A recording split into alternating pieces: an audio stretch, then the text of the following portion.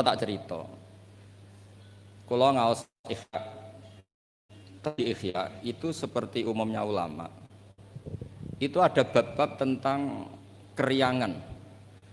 Sebagian dibabkan di Al-Imbisat, asik sama Allah. Sebagian dibabkan Kitabul Iski wal Mahabbah wal Wujdi, ada yang baca wal Wajdi. Keasikan bersama Allah ini ceritanya banyak sekali. Termasuk wonten cerita Nabi Musa niku donga iku mboten enten udan, donga mati-matian niku mboten mandi. Semun salat hajat mun istisqa mboten mandi. Niku Nabi Musa, pemene sakniki istisqae orderan tambah ra mandi. Istisqa sakniki niku kiyaine ra di sawah ya, dijak istisqa rasa-rasa aku ra di sawah. Sing semangat istisqa sing sawahe ombo. Lah kula kiai politik wedi ra mandi mboten purun lho Gus. Wong akeh-akeh ra mandi wae. Dadi tok ora gelem. Karena ketika gak mandi ku ora kok terus wong darani akeh maksiat. Kiai ini sing ngobos sih. Padahal versi langit ora mandi mergo akeh sing maksiat. Tapi sing dohir kan ono kiai ini. Daripada darani ra mandi kula termasuk kiai yang enggak pernah sholat istisqa. Karena takut tersangka mboten mandi. Dan itu bagus, mempertahankan harkat dan martabat itu bagus. Niku mun ijazah keng mas saya kula. Mboten krana gengsi, ini kan martabat. Karena kiai-kiai itu tahu Allah karena gawe udan niku mergo akeh maksiat. Tapi akhirnya Nabi Musa minta mboten mandi. Mboten karena Nabi Musa kata Allah, "Inna fihim namaman." Nak kepengin dongane mandi, sing tukang adu-adu ditokno ke kelompok iku. Dari Nabi Musa, ya gampang kok Gusti. Namam itu siapa? Nanti saya usirnya. Jawabnya pangeran unik. Ya Musa, ini nahaitu to, ini anhan namimah wa aku namaman. Aku iku pangeran sing nyariatno wong ora oleh adu-adu. Lan aku nunjukno wong iku sapa berarti aku adu-adu. Jadi aku iki pangeran yang mengharamkan namimah adu-adu. Nah aku nunjukno sapa wong iku berarti aku adu-adu. Berarti mboten saged ora iso, nek iku ora iso. Akhirnya solusinya apa? Solusinya wis ngene ae. Niki cerita Ihya tadi Gus Wafi kan petuki kawulaku wonge ireng, bareh niku wonge ireng. Temuriku pokoke diterangno ireng, mestine ya elek ya wong ireng. Ireng ndak mboten ngerti kalau kriting napa mboten ngerti pokoke ireng ndak. Walhasil Nabi Musa ketemu niku Dun Aswad niku. Dengan nurnya Allah, Nabi Musa pirsa kalau itu bareh dengan nurnya Allah juga pirsa kalau itu Musa kalimullah. Itu diantara di Kitabul Mahabbah wal Iski. Itu dialeknya syariat itu kacau sekali. Kacaunya saya diminta Allah supaya kamu berdoa supaya ada hujan. Niku dongane niku kacone pol. Ya Allah, apa hujan dan angin sudah tidak nurut sama jenengan sehingga ada hujan? Apa engkau takut stok bising tidak nurunkan hujan? Kacau semua, semuanya doanya itu kacau secara syariat. Tapi itu cara bareh manja sama Allah. Faham Musa bibatsih di kitab-kitab Musa ingin jotos bar karena cara syariat salah. Tapi jawabnya Allah, ojo jotosi Musa, ojo taboki. Innahu yudhikuni fil yaumi salasa marra. Ono sing innahu adhakani fil yaumi salasa marra. Aku seneng mbek gaya dongane dekne aku seneng. Ora usah diterjemah bikin saya tertawa kenyamanan.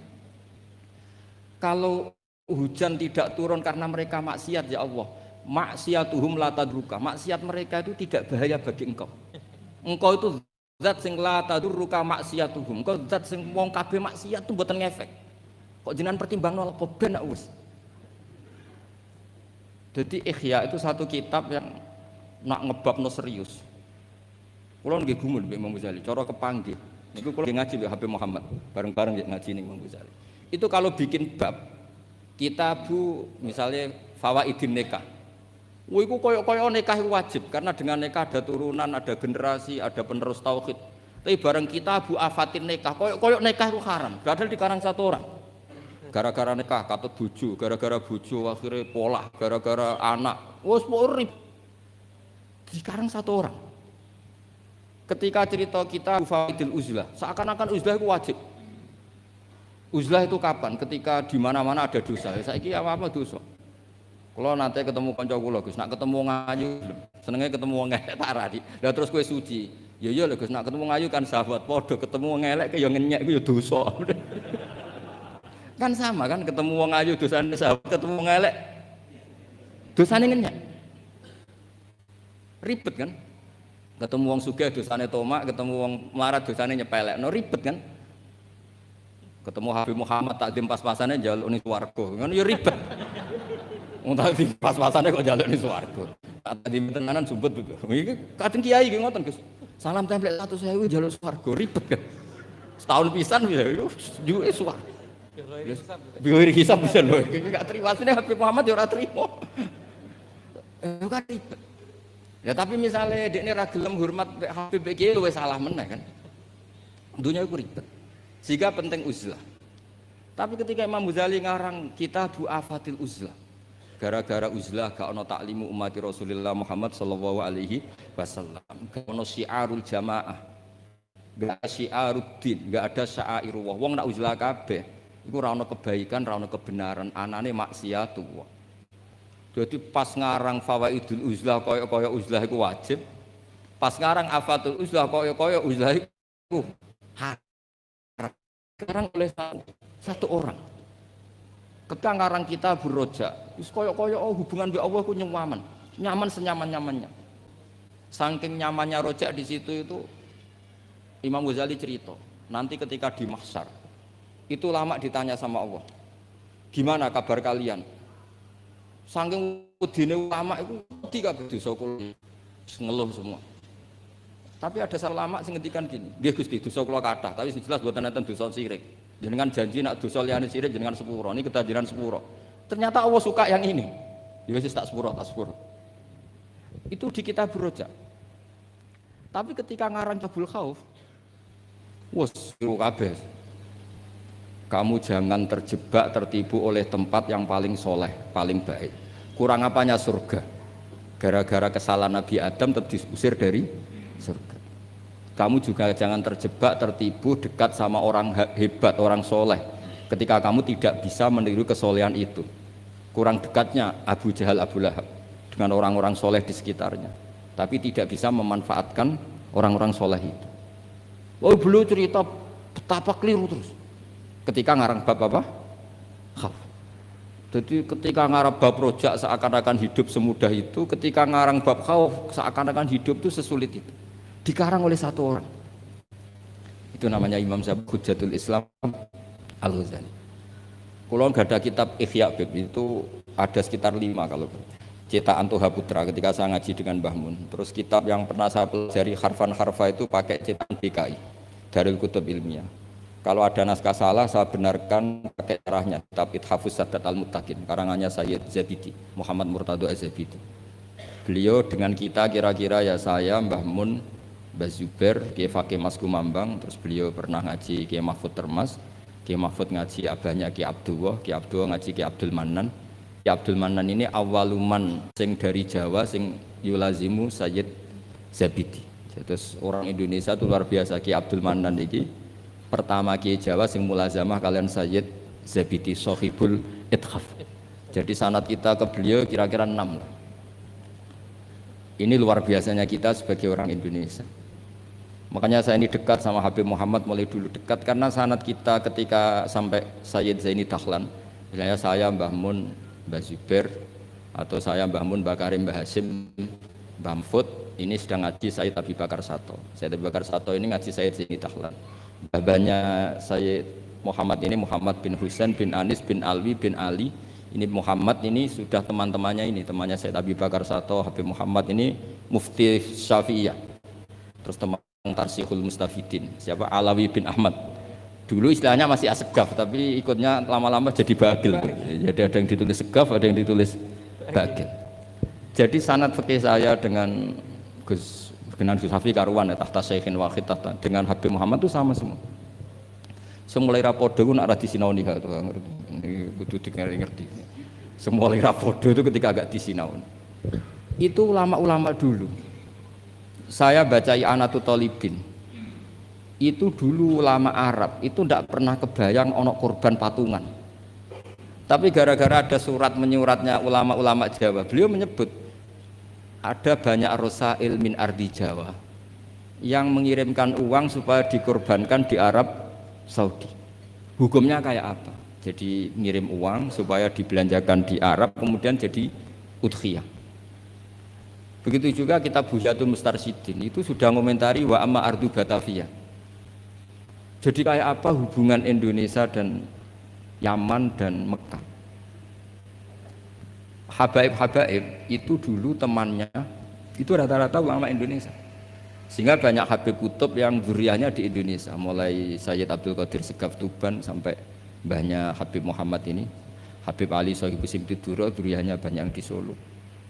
Jadi Indonesia ini luar biasa, termasuk ada Habib Muhsin dulu Abdurrahman itu yang ngarang sarah sama Sayyid Muhammad. Itu banyak sekali yang ulama kita Palembang baik minal habaib maupun enggak yang akrab sekali dengan ulama-ulama di Mekah diam. Nah ini kembali ke ceritanya Mbah Mun. Ini saya masih pakai bahasa aslinya Mbah Mun. Mbah Mun pernah ngendikan gini tuh. Ketika Spanyol itu guling nggak? Spanyol dulu Andalusia itu pernah lama sekali jadi negara Islam.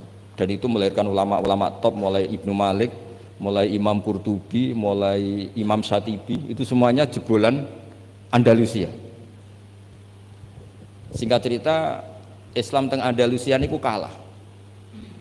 Saya masih ingat bahasane Mbah Mun ngeten Gus Wafi. Niki sekaligus ditasehaken. Tapi pangeran gak terima. Nak bumi sing dienggo sujud iku kalong. Allah nggak terima kalau bumi yang dipakai sujud itu terkurangi. Delala wis kersane pangeran digenti Indonesia, yaiku gulinge Andalusia, iku bareng ambek berdinine Demak Bintoro. Dan Sodako Syekhuna Maimun. Ketika Indonesia banyak yang Islam itu bukan sekedar Islam kebanyakan kayak di negara-negara lain. Banyak ulama-ulama top sing saged ngarang kitab kados jayane Islam teng Andalusia. Wonten Syekh Nawawi Banten, wonten Syekh Mahfud At-Turmusi, wonten Syekh Muhammad Khotib Al-Minang Kabu, wonten Syekh Bakir Jogja, Syekh Nur Bakir, wonten Syekh Abah Zubair ngarang Al-Qolaid Al-Uluyah, gada Takrirat kata, Mbah Mun juga gada karangan banyak. Karena Dewi Mbah Mun saya masih ingat betul, Allah gak terima nak bumi sing dienggo sujud goleng ra ono gentine. Lha sing digawe gentine cara Mbah Mun niku Indonesia. Lah sakniki delok pola-pola Rabitatul Alam Al-Islami ketika istifta hal-hal yang krusial kayak Tausiatul Mina, Tausiatul Matof. Saya masih ingat betul di antara yang ditanya itu Syekhina Kiai Haji bin Zubair. Itu mirip kalau ada kitab niku Gus Wafi, Qadayal Haji wal Umrah. Itu milik resmi Hayatul Ulya Wahabi. Itu ternyata di situ juga menyertakan fatwa-fatwa ulama dari Jawa, termasuk merujuk Syekh Muhammad Khotib Al-Minangkabau, Syekh Nawawi Banten. Artinya betapa ulama kita ini dengan ulama di Mekah maupun di Yaman itu begitu dekat. Sehingga ini saya punya bukti di kitab Al-Iqdul Farid di antara orang-orang Indonesia yang disebut Said Muhammad.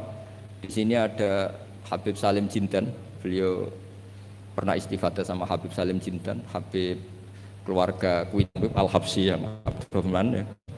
Itu mulai dulu. Sehingga kalau suwon santri-santri sing teng mriki nderekaken Gus Wafi, kula nate mriki ketika Mbah Mun dulu meresmikan pondok ini saya datang ketika ada ijazah Thariqah Sadiliyah teng mriki, kula hormat mriki. Pas itu dirawuhi kalau nggak salah Pak Ganjar sama Gus Saiful Yusuf sih. Pak Saiful Yusuf.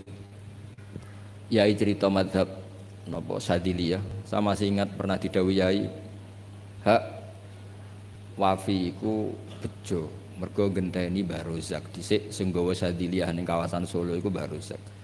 Mbah Rozak iku nggih berarti bin Abdullah sih.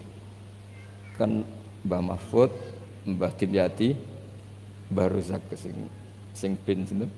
Abdullah bin Abdul Manan. Terus riyen Mbah Mahfud sing nekuni usul fikih, terus Mbah Mahfud digenti Mbah Dimyati teng pundi?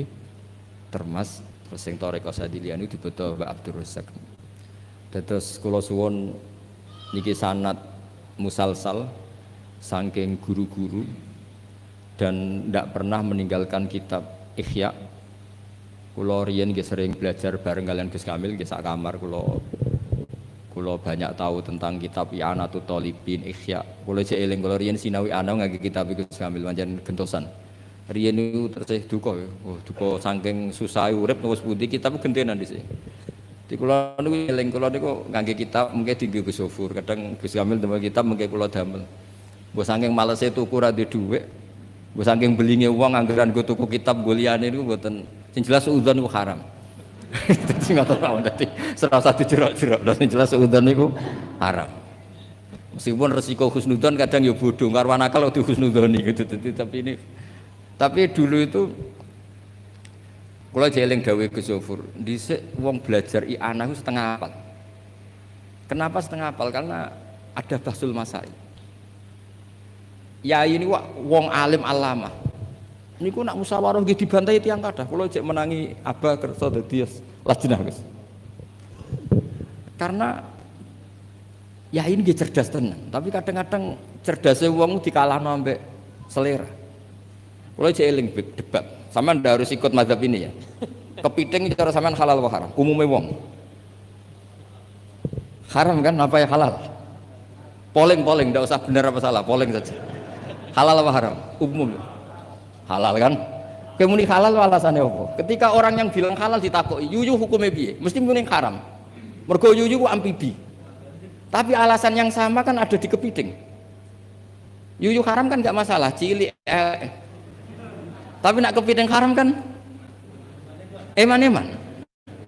Padahal ketika ngaramno yuyu alasannya amfibi kan? Kalau alasannya amfibi berarti kepiting tetap menang kan? Karena eman. Nah singkat cerita gini Gus Wafif, ketika debat saya masih ingat betul. Ya tentu yang bantah itu bukan anak sarang tapi delegasi dari yang lain. Tapi gambar di mulut itu niku ya kepiting kirang setunggal. Walhasil saroton itu maknane apa? Jawab ya saya masih ingat betul. Sampai tak ingat bahasa Arab. Lau suwirol kalbu bisalah sati arjulin akultum innahu ghairu kalbin.